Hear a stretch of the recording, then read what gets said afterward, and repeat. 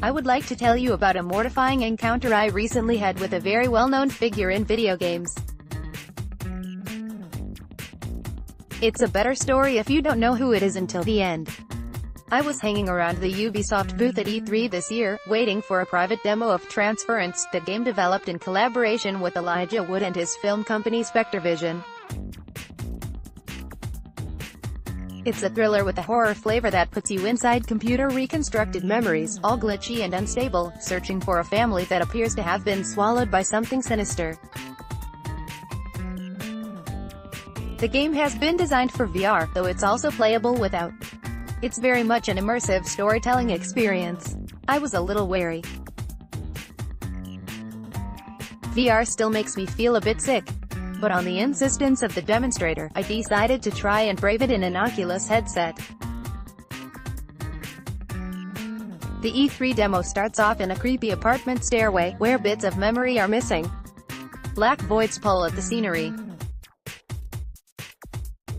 The first thing you have to do is visit the dingy basement to retrieve a door knocker that's hammering away all by itself. No thank you, this was all a bit much for me already. I'm a gigantic wuss under normal circumstances, and even more of a gigantic wuss in virtual reality. VR horror thrillers have a habit of making things jump out at you suddenly, and I don't like it. Apprehensive, I had to enter a family's apartment, where snatches of a kid crying and panicked conversation started floating through my headphones.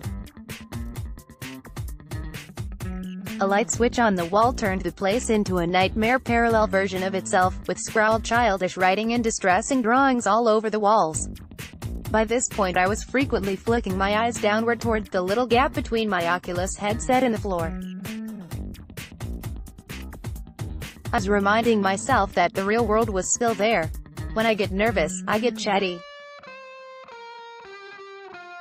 I'm not sure I like this, I said to the woman who had helped me put my headset on, hoping that she was still there.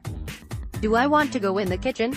I'm not getting great vibes from the kitchen. Unfortunately, I had to go in the kitchen and fiddle around with the radio, at which point a sinister black something with a glowing eyes started glitching its way towards me. I know pet out pretty hard at this point. I may have shouted, get Emmy out, until the demonstrator, who, thankfully, was still there, paused the demo so that I could finish it off on a good old two-dimensional screen without scaring myself witless. Relieved, I took the headset off and got through the last few minutes of the demo. Then I turned around and saw that Hideo Kojima was standing there, along with a film crew that had a huge camera pointed at me. It turns out that Kojima was being followed around by a documentary crew at E3 this year. He was ushered into the room while I was still blinkered by the headset and was waiting for me to finish before giving Transference a go himself. He, his camera-wielding entourage and the demonstrator all looked like they were trying not to laugh.